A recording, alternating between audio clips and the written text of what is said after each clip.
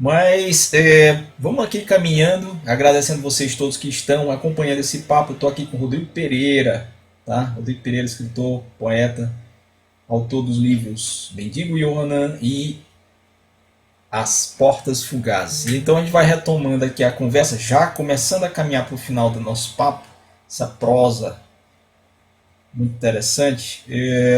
Queria perguntar para o Rodrigo agora sobre literatura feminina, né, Rodrigo? É um ponto que eu gostaria de destacar aqui, que a gente não pode esquecer das mulheres, a participação das mulheres na sociedade brasileira é importantíssima, ainda precisa ser dada né, devido reconhecimento à figura feminina, independentemente da área que ocupe, né, enfim, da carreira profissional, que for. Mas eu queria falar na literatura. Como você percebe aí hoje a presença feminina na literatura? A gente tem visto muitas mulheres, muitas autoras, inclusive autoras muito jovens, né? Nessas literaturas de nicho aí que você citou, tem, né, tem umas aí, tem muita escritora mesmo. E né, numa literatura mais adulta, mais né, acadêmica e tal, também, né, presença forte, e pelo menos eu tenho percebido. Queria ouvir de você um pouco sobre isso. O que você acha dessa presença feminina hoje na literatura? Você acha que A elas gente aplaude. começam a assumir esse lugar de maior visibilidade, de mais relevância? As pessoas começam a ler de verdade agora e melhor, não que não leiam, tá? Mas começam a ler melhor a literatura produzida por escritoras, por autoras? Rogério, a gente, a gente aplaude, não tem como fugir. Eu me lembro, o exemplo que me vem, eu acho que é o da Júlia Lopes de Souza, se não me engano. A Júlia, ela, muito tempo atrás, né, ela foi cotada, ela estava entre as grandes escritoras do Brasil, e, e ela não foi chamada para a Academia Brasileira de Letras. Segundo a fonte de onde eu tirei essa história, o marido dela, que embora escrevesse, não tinha o punch, né, que ela tinha, ele foi para a academia. E essa injustiça ela foi reparada depois. Então, entra aí uma questão sociológica e histórica que tem se tentado reparar, né? Tem se tentado normalizar. Eu estava conversando com uma amiga minha que é muito interessada nesses temas de literatura feminina, e ela vê assim,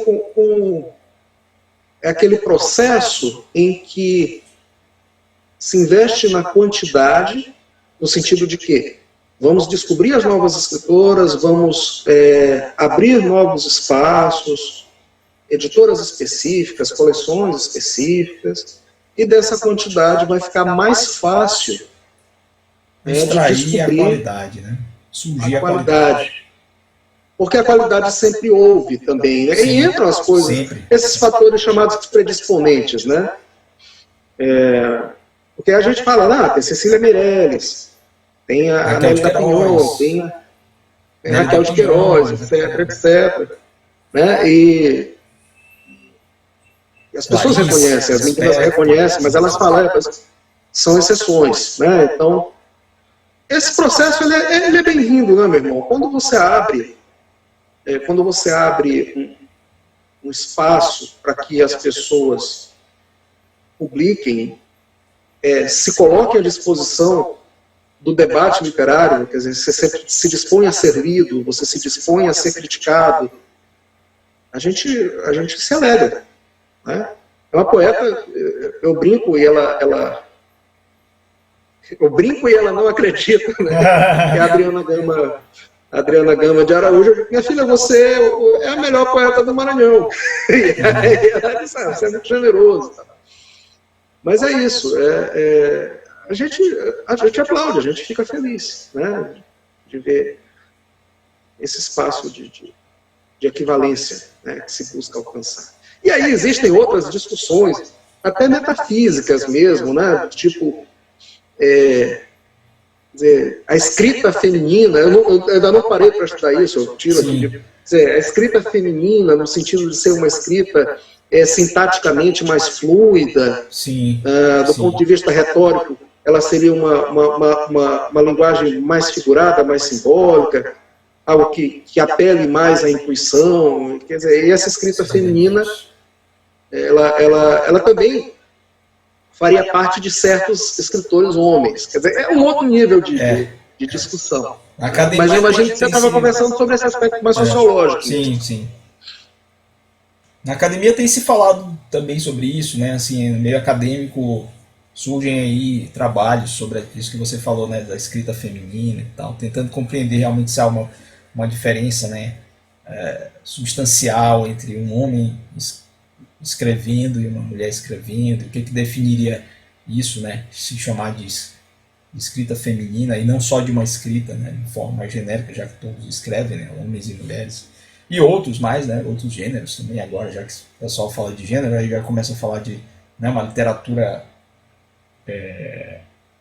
literatura homoerótica, gay, não sei o que, enfim. Mas para mim aí que entra, tudo é escrito, assim, agora né? eu vou dar meu cara a tapa. Sim. Eu vou dar meu cara a tapa, porque assim, existe esse espaço que eu estou te falando, e que felizmente existe você de abrir os espaços no mercado editorial, na academia, para produção e para discussão dos nichos literários. Eu acho que isso é importante, mas não pode nunca se sobrepor ao cânone, cara. Sim, claro. Não, peraí, Rodrigo, o cânone. Não, calma. Eu acho que assim, existe uma percepção, porque o ser humano ele é valorativo, né? Então, existe uma percepção de autores que não estão onde estão por questões políticas. Porque a própria história, ela vai eliminando. Vai se encarregando de tirá-los do caminho. Né? Vai se encarregando de tirá-los do caminho. Você pega lá o Dante Alighieri, né? O Dante Alighieri, o sujeito, numa sociedade pós-cristã como a nossa, ele ainda é lido com prazer. Sim. Ou pelo menos ele ainda desperta a curiosidade. Quer dizer, é óbvio que um leitor esteja muito mais familiarizado com a literatura, com a filosofia tomista, com o imaginário medieval, ele vai aproveitar muito mais a Divina Comédia, mas o leitor contemporâneo ainda encontra. Quer dizer, isso não é meramente um jogo de forças sociopolíticas, né? Shakespeare, por exemplo. Eu falo isso porque no meio acadêmico, eu estou longe do meio acadêmico, estou afastado há muito tempo. Então, assim, eu pego algumas notícias que me parecem alarmantes. Né? Quer dizer, sim, eu não gosto de Shakespeare porque é um homem branco. Em inglês, calma. Né? Então, ou então, você pegar o Cruz e Souza, que isso já era uma discussão mesmo antes desse tipo de temática fervilhar no Brasil, mas era muito interessante, né? O Cruz e Souza, que era negro, sim. mas que trabalhava com uma imagética ligada... O branco, né? Das figuras alvas, né? Alva, claro, né? Aquela repetição lá do simbolismo do branco, né? Exato. Mas assim, o meio pelo qual, quer dizer, o Cruz e Souza, ele foi grande num código, utilizando um código europeu, utilizando um código simbolista. Simbolista, né? Totalmente. Quer dizer, e aí você vai brigar com Cruz e Souza, vai deixar de estudar, ou vai se prender tão somente ao que ele poderia ter sido e que não foi, né? Exatamente. E que nunca será, né? Que nunca será. Nunca será, né? Pois é, aí, meu irmão, aí já vai partir para aquilo que eu estava ali falando. Aí a gente entra num terreno minado, corre o risco de ser mal interpretado, né? Mas eu acho que depois dos 40 anos a gente precisa começar a ficar chato. É, com certas coisas. com Entendeu? certeza. E como? Durante boa parte da vida a gente se esforça em ser legal, né? É, E aí tem uma hora que a gente tem que começar a ficar chato. é, E eu acho que esse aspecto do cânone, para mim, ele é importante. Eu acho que Shakespeare, o Dante, o Goethe, o Camões, essa turma não sobreviveu com uma à toa. espécie de conchavo feito à luz de Não. archotes. Não. Né? Com certeza que não. Percebe? Não é por isso. Não precisou desse tipo de subterfúgio, de força exterior para poder se perpetuar, digamos assim, né? Se eternizar, se ter continuidade, né? Realmente, eu concordo contigo. A gente tem que ter esse cuidado, né? Não é excluir as outras coisas, mas é também dar a devida dar o devido respeito, né, a tudo aquilo que já está construído aí bem sólido, né, de forma bem sólida. Rodrigo, você poderia apontar alguma coisa que você está lendo, algum autor ou autora, no conto, na prosa, coisa que você se diverte ou não, passa seu tempo, alguém que você gostaria de indicar, sinalizar para quem queira descobrir, ler aí? Rogério, Além dos que eu você já estou te falou. falando, essa coisa da dispersão, ela, assim, eu sempre gostei de ler muita coisa ao mesmo tempo, e resultava que dessas muitas coisas que eu lia ao mesmo tempo, eu acabava terminando muito poucas, né? Então, normalmente eu estou com 4, 5 livros. E eu estou numa fase, porque assim, eu passo por fases de aproximação e afastamento da literatura. Então, há Sim. épocas em que eu leio muita literatura, muita poesia. E outras em que não. Eu fico mais lendo textos, leio ensaios, né? Filosofia, teologia, essas coisas. Mas eu hoje, por exemplo, eu gostei muito de ler, recentemente, não foi agora, aquele escritor sul-africano, Coetzee, J.M. Coetzee, né? Escreveu um livro muito interessante sobre... É um título só. É o título de uma palavra só, desolação ou algo assim. Foi o último romance que eu peguei para ler, em suma, que fechou comigo. Tá? E agora eu estou numa fase muito caótica, porque eu estou lendo vários livros ao mesmo tempo. Somos dois. Eu também estou nessa. Eu acho que deve ser a idade. A gente vai chegando nesse ponto aí fica. Eu também sou assim, eu leio igual. 3, 4, 5. Num eu estou no 5º capítulo, outro eu estou no primeiro, outro eu estou no 10º. Aí vai assim. Esquece! Aí depois eu retomo a história para pegar o fio da meada, mas aí eu pego dali de onde eu estava e vou embora. Mas que é um outro fenômeno também que na juventude não acontecia. Você falou dessas leituras múltiplas, né? Que ocorrem. Não sei se é com todo mundo, é só com a gente, ou só com um tipo de leitor, né? Que é o leitor que nós somos, possivelmente. Só um instante. Desonra, o livro do Desonra, né? Vai, continua. Tá aí pro pessoal que quiser procurar o escritor sul-africano, o título é Desonra. Pois bem, assim, eu me lembro que quando eu era um leitor jovem, eu lia rápido, eu lia em curto espaço de tempo, eu lia com mais concentração, talvez, mas eu ia até o final do livro para daí eu pegar o outro livro. Eu terminava um livro, eu só partia para o outro livro se eu terminasse um, né? E hoje em dia não, assim, a sede eu acho que é tanta que a gente não tem aquela coisa de não, eu só vou começar a ler o próximo livro quando eu terminar esse que eu estou lendo agora. Não, aí a gente vai navegando, né, assim, por vários. A gente não tem mais humildade nem para dormir.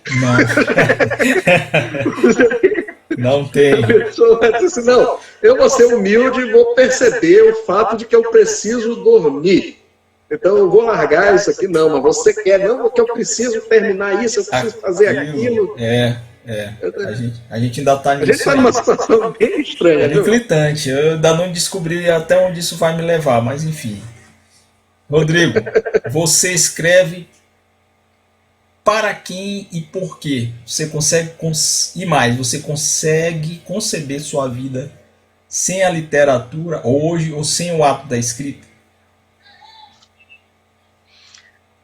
Meu irmão, Eu já descobri que eu escrevo para mim, para você e para o futuro. É muito difícil você dizer, olha, eu escrevo para mim, eu penso no leitor, eu não estou nem aí para o leitor. Eu acho que escolher um desses aspectos acaba demonstrando uma falta de... Quer dizer, eu demonstraria uma falta de fidelidade com a minha experiência. Outros escritores também têm suas idiosincrasias, né? Aquela coisa. Você tem grandes escritores assim que têm obras volumosas e que não querem publicar. Escrevem para eles mesmos. Né? E não são poucos. Não. Mas eu descobri que eu escrevo para mim, que é uma maneira, quer dizer, é uma maneira de você conhecer o mundo ao seu redor, que é uma coisa interessante. Porque quando você escreve, você já deve ter percebido isso dando aula, né? Quando você está explicando um assunto, você percebe que esse assunto fica claro para você em primeiro lugar. Algo que era muito nebuloso, né? Acaba se compactando ali. Escrevendo também. Quando você escreve, você consegue compactar, eu retomo a metáfora, né? Você começa a compactar certas realidades que estavam ali de maneira muito nebulosa na sua mente, no seu feeling. Né? Você partilha essa experiência com o outro e você lança uma semente sua para o futuro. Aquela velha história que eu te falei no livro. Eu fico pensando, por exemplo, Rogério, um caso bem específico. Tem uma historinha nesse livro aqui, e essa história, ela se passa numa situação, ela trata de uma situação específica, né, em que ocorre uma vandalização de uma igreja. Eu não vou falar o enredo da historinha aqui e como chegou a esse processo. Mas na hora que eu escrevi, quando eu escrevi esse conto, e aí recentemente eu olhei aquilo que aconteceu no Chile. Sim, da vandalização de igrejas. Eu percebi assim, quer dizer, eu percebi, meu Deus, olha só. Quer dizer, eu não estou dizendo que eu sou profeta, mesmo porque vandalização de igreja sempre houve, sim, né? Sim. Você pode ter momentos que são mais agudos. Mas você percebe, assim, na hora que eu vi essa conexão, né, eu tinha escrito isso, e aí tempos depois eu vi como uma espécie de materialização daquilo, eu percebi que a gente faz parte de um contínuo, né? O que explica certos milagres aí que você observa, um Júlio Verne da vida, né? Que escrevia e era considerado um visionário, né? Muitas das coisas. Você tem na ficção científica acontece muito isso, né? O Asimov, o Philip K. Dick. O Philip K. Dick, para mim, ele é quer dizer, aquele homem é um profeta, né? Porque você pega aquele livro. É um conto, né? O Minority Report, né? É o relatório minoritário, virou filme. O sujeito prevê o crime que o outro vai cometer e vai lá prendê-lo antes dele cometer o crime. Vai prender ele de cometer. Antes dele cometer o crime, E hoje a gente está nessa discussão dos algoritmos. Também, né? Que começa a mapear os teus gostos, as tuas tendências, as tuas inclinações. Tudo. Meu Deus. Daqui a pouco você, por uma determinada visão política ou por determinada inclinação do seu temperamento, por causa do seu histórico, por causa das pessoas que você conhece, de repente você, olha, você está sendo preso. Está preso porque a gente está vendo esse seu padrão aqui, a gente sabe onde vai dar esse padrão, então a gente está lá te prender para evitar problema. Isso é perigoso. Você percebe? Perigoso. Então o escritor ele faz parte desse contínuo, né, que envolve o passado, o presente e o futuro. E de todas as culturas. Enfim, você disse que a gente podia viajar, né? Sim, pode sim. O lugar é esse. Para isso é isso aqui. Mas Não, mas é isso. e é um negócio assim, como você falou, tem esse contínuo, né? Parece que a barreira do tempo, né? Ela é rompida, né? Por essa Uhum. literatura, por essa visão que retroage e que vai em perspectiva, né? E acaba acontecendo Exato. isso, né?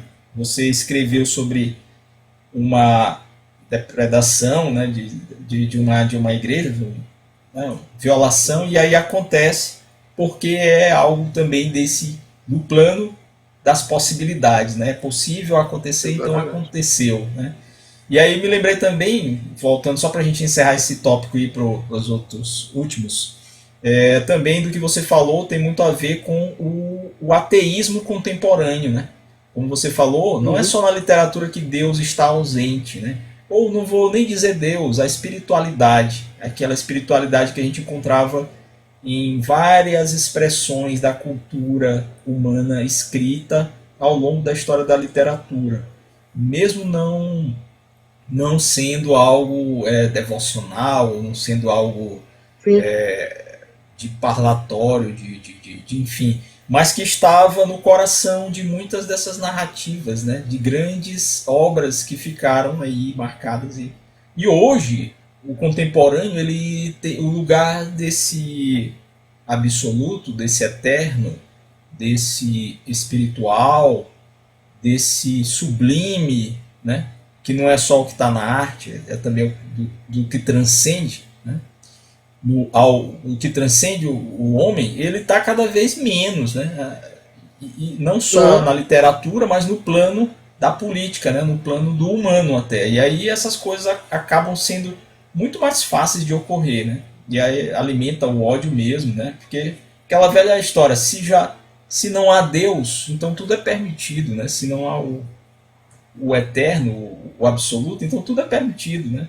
Pode quebrar, pode matar, No pode final, odiar quem você quiser, pode amar também, mas pode odiar,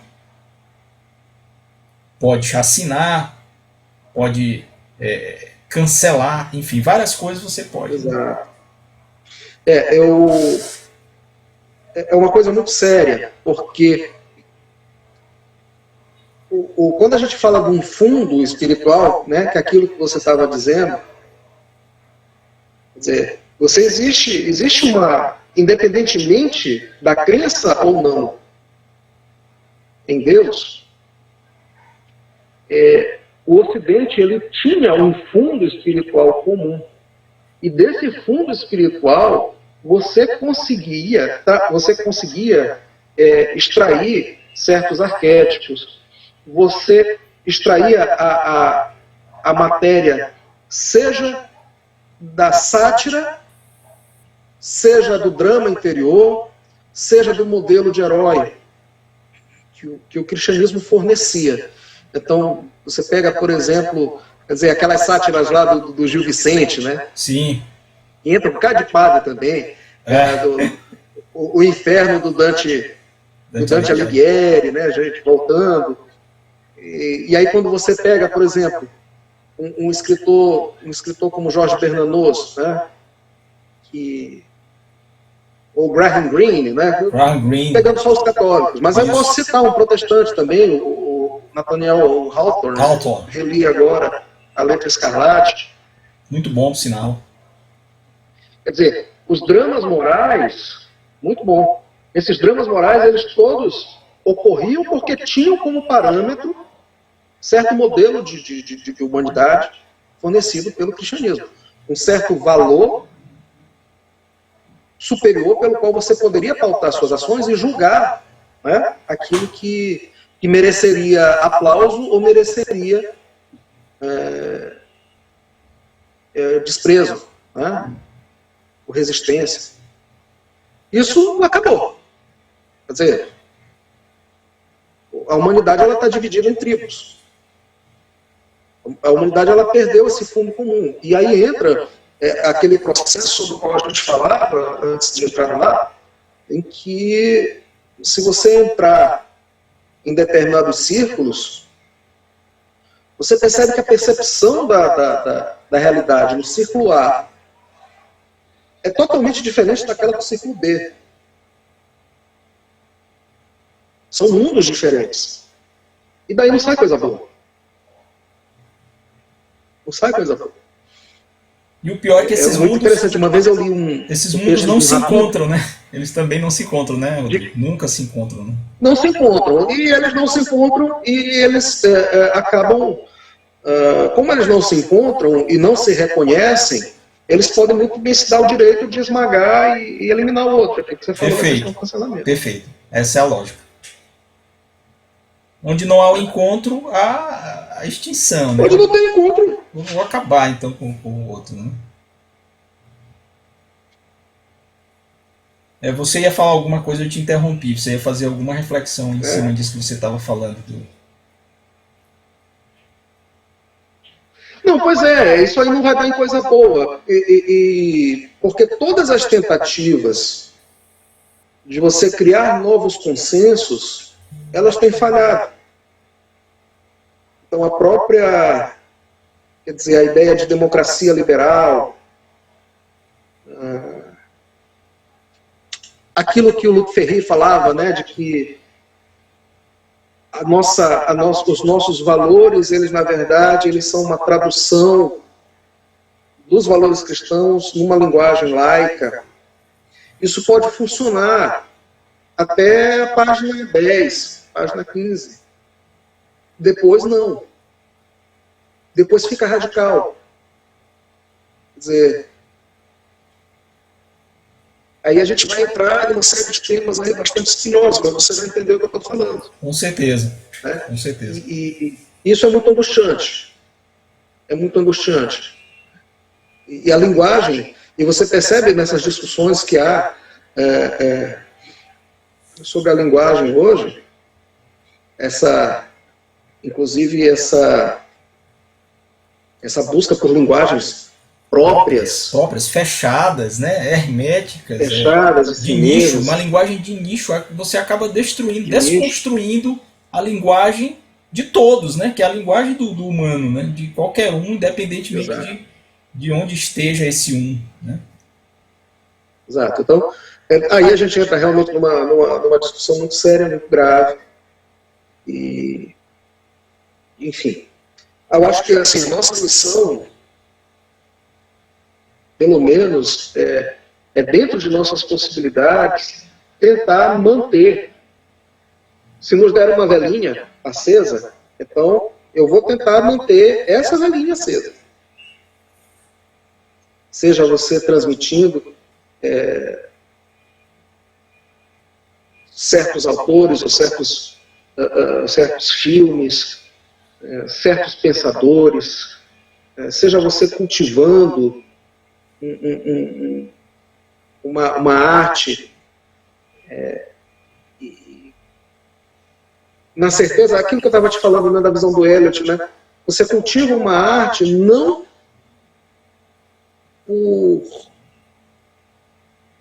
a seu bel prazer, mas na consciência de que você faz parte de uma longa linhagem, né? E você é encontro de vários rios, e que você pode, mesmo sendo um riachinho, né, você pode continuar isso. Em períodos de desintegração é muito importante pensar. Né? Mesmo que as coisas terminem mal, e eu acho que muito mais do que nos anos 60, quando a época da Guerra Fria, né, eu acho que nunca esse tema foi tão premente, né, uma dissolução completa daquilo que a gente entende como civilização. É importante, mesmo que termine tudo mal, mas é preciso que cada um de nós assuma esse compromisso. Por aí que vai minha leitura. Perfeito. Então, Rodrigo Pereira, para além da literatura, que outros elementos da cultura vivificam a tua existência? Que mais? Quando não estou lendo, não estou em meio a livros, onde é que você vai buscar esses outros alimentos para a alma, para a vida? É música, é oração, é um bom passeio. Eu acho que a pandemia, ela lembrou essa situação louca que a gente viveu, né? vivendo, viveu Tá nada, vivendo, tá vivendo. Né? Quer dizer, meu pai está com 70 anos, minha mãe também. Eu tenho meu avô com 95, minha avó também com 90 anos, os dois já. E assim, ficou aquela primeira agonia, né? Não pode chegar perto. Nada, é. E aí depois a gente começou a se visitar. E aí realmente, porque aí a gente. É muito importante falar, porque isso se fala sempre se falou muito, fica uma coisa muito kit, muito batida, essa coisa das pequenas coisas e blá blá blá blá blá blá. Mas não, tem uma dimensão que é fundamental aí. Você pegar, bom, eu estou pegando aqui na mão do meu pai, estou pegando na mão da minha mãe, do meu avô. Isso é muito sério. Então, assim, eu acho que a minha força, aquilo que me alimenta, ela vem muito daí. Né? Eu gosto muito de música, eu procuro desenvolver minha vida espiritual, procuro rezar, procuro meditar. Né? E eu procuro deixar as coisas necessárias. A gente falava do Kendo agora há pouco, né? Da esgrima japonesa, que se resolve tudo de uma vez. Dizer, o Kendo ele tem uma coisa que é a busca do essencial. O golpe certeiro, essencial, sem firula. E isso me ensinou também a procurar na vida aquilo que realmente é essencial. Cortar aquilo que... Como se diz assim, vamos tirar as gorduras, né? E é bem por aí. É bem por aí. É importante tirar... Minha vida está caminhando. Tirar isso, os excessos, né? Deixa só o essencial. Tira o excesso, deixa o essencial. Para a gente caminhar já para o final, literatura maranhense. Alguma coisa a falar sobre ela? Literatura atual maranhense? Então, assim, é aquele processo que... É um processo que a gente muito semelhante àquilo que ocorre do ponto de vista nacional, né? Você tem vários contemporâneos, você se vê muitas vezes compelido a conhecer o trabalho de todos, né? Mas tem muita gente boa aqui, né? No campo da... A gente fala muito do campo da poesia, mas tem gente que também... Tem que expandir mais, né? Falar dos outros. Inclusive aqui alguns espectadores já cobraram isso para mim. Cobraram isso de mim. Disseram, traz alguém que escreva conto, pô. Traz um... você tem convidado muito poeta. Então é isso aí que a gente está falando. É a literatura num campo amplo, né? A literatura não se resume à poesia. É bem mais do que isso. Né? Porque eu acho que também é muito de uma tradição aqui do São Luís. É uma peculiaridade, né? Talvez se nós estivéssemos aqui em outra cidade, de outro estado, a gente não ia estar nem falando de poesia, né? Se fosse o caso, né? Não, mas tem. E aí a gente... ocorre essa defasagem. Então você, por exemplo, você tinha a geração daquele pessoal que nasceu em 30, né? Do Chagas, do Nau, do próprio Goulart, né? E aí você tem o pessoal mais das antigas ali, que escrevia o próprio Josué Montello. Aí depois vem uma turma ali dos anos 50, depois a turma dos anos 60, aí vem nos anos 80, os pares, aquela coisa toda. E aí a gente vai se sedimentando e vai vivenciar. Aí é que entra uma coisa interessante. Sim. E aí a gente está no caldo de cultura atual, você percebe assim, olha, tem tal valor, né? Tem tal, né, poeta, tal escritor, esse contista aqui, né? Mas é algo que o tempo ainda vai sedimentar.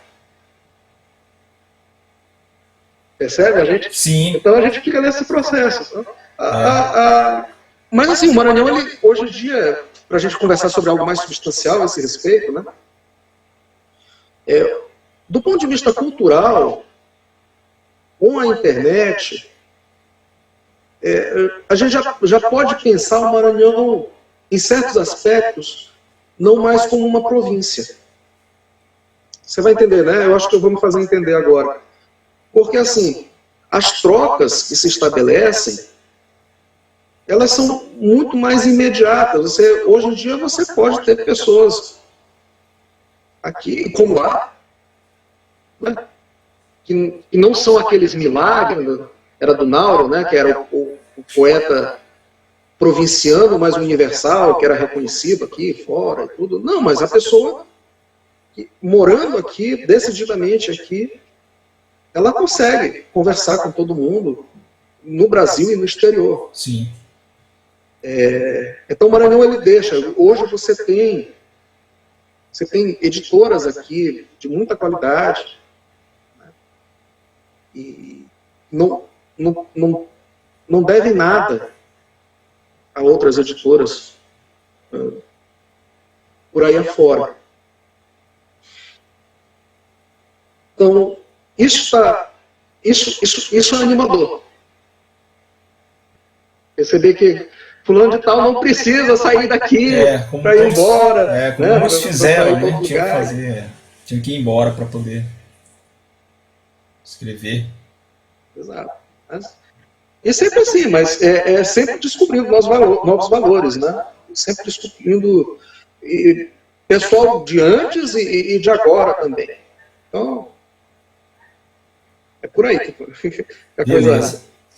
Rodrigo, a última pergunta aqui. Um conselho para quem quer se aventurar a escrever contos. Se você pudesse dar um conselho, que eu sei que nem sempre a gente tem para dar, às vezes tem, às vezes não.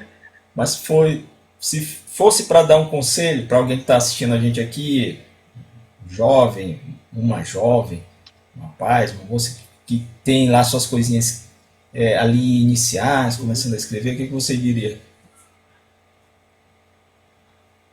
Estou me lembrando aqui de um amigo meu, escritor lá do Rio Grande do Sul, Daniel Gruber. Ele tem um texto em que ele fala assim, a certa altura, né, que tem dois tipos de escritor. Aquele que vai dar prejuízo e aquele que vai dar oficina literária. Muito bom. Então, esse negócio, quando a gente vai dar conselho, eu sempre estou aqui, dá prejuízo, ou então que vai dar... Né? Oficina literária. Mas olha, mas é muito... Eu penso assim, que em qualquer início, tá? Em qualquer início, você tem que partir do princípio de que você precisa comer capim. Eu vou explicar. Conhecer aqueles que fizeram a diferença antes, né, que você nascesse. Acho que é fundamental. Então, hoje em dia, você já pode, se você quer ser contista, então pegue lá o seu Tchaikovsky, pegue o seu Hoffman, pegue o seu Paul, né? Pegue os contos do Machado, pegue os contos do Rubem Fonseca e leia. Leia. Eu gosto muito do exercício da imitação. É muito interessante, né? Porque a gente se tornou avesso a isso, mas numa fase de aprendizado, o exercício de estilo é fundamental. É importantíssimo. Importantíssimo. Então você pega, imita o estilo do escritor X, depois imita o do Y, porque isso vai te dar uma espécie de percepção do que é a extensão de determinadas palavras, da construção de um clima, né? Como é que você vai mostrando. Então isso é fundamental. A questão da vida, né, que você colocou é muito interessante. Porque embora você não esgote em sua existência, você não esgote todas as experiências possíveis, não dá certo, não funciona. Mas é importante você ter aquele foco, aquela curiosidade e aquela abertura para perceber no outro aquilo que vai ser a matéria de sua literatura. Quando eu falo outro, não apenas a pessoa, mas as circunstâncias. Eu vou ser até mais específico, né? Às vezes, até um espaço qualquer, uma praça, um calor, uma opressão que você sente ali, uma fumaça que vem na sua cara, o que seja. Isso. Às vezes até esse elemento, ele pode virar Ele é o um mote. elemento constitutivo. É. Exatamente. Ainda que na história não apareça a praça, não apareça Isso, não vai só aquela aparecer. atmosfera que aquilo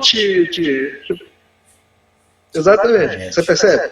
Então essa postura de abertura espiritual, ela para mim é importantíssima. Então, ler, você imitar humildemente, você não vai publicar as suas imitações, são exercícios de estilo. O Ernesto Sábato, também argentino, né? Grande Ernesto. Eu descobri outro dia os exercícios de estilo dele, imitando Platão, ele escrevendo diálogos à maneira de Platão, né? Era uma coisa interessante. E essa abertura para ver, porque assim, o pessoal diz assim, porque o Marcel Proust é um sujeito muito subjetivo, fica ali rodando. Sim, mas o pessoal para ver aquela galeria de personagens que ele coloca, ele devia ser um observador formidável. Com certeza. Se fosse ali fechadinha naquele ambiente aristocrático, né, e pequeno burguês, aquela coisa toda, mas você percebe que naquilo ali ele conseguiu perceber todos esses elementos, né? Essas nuances, né? Essas nuances. Ler, no final das contas, o cara chega e diz assim, meu filho, leia, escreva e viva. Isso. É um bom resumo, é um bom resumo. Por isso que tem esse elemento que eu falei lá atrás, por isso que eu falei do viver, assim, ler, escrever e viver. Tem que viver também para capturar esses momentos aí e levar transfigurado para sua arte, né? Rodrigo Pereira, muito obrigado por esta beleza de conversa. Muito bom tê-lo aqui com a gente. Queria suas últimas palavras aí para a gente poder se despedir. Eu agradeço muitíssimo o seu convite. Eu manifesto mais uma vez a alegria de te rever. Eu acho que tem o quê? 20 anos no mínimo. No mínimo, por aí. No mínimo, 20 anos. Né? E te dar os parabéns por você ter saído do armário. É isso mesmo. Enfim, seu trabalho aí. Tem uma hora que... Exatamente. Porque de entrar nessa grande conversação, né, que é a literatura. Me coloco aqui à disposição quando você quiser bater um papo de novo. Né, e é isso mesmo. Também eu estendo minha saudação às pessoas que estão aqui nos prestigiando, que estão nos assistindo. Se quiser conversar comigo, rodrigo.c.pereira36@gmail.com. rodrigo.c.pereira36@gmail.com. Pronto. Tá aí, bom? Tá passado. Obrigadão, meu irmão. Rodrigo, muito bom conversar contigo. Com certeza eu devo colocar aqui, quando vocês forem assistir ao vídeo, vai aparecer aqui esse e-mail, alguma coisa que assim, nesse sentido. Então a gente vai ficando por aqui. Espero encontrá-los no próximo vídeo. Até lá.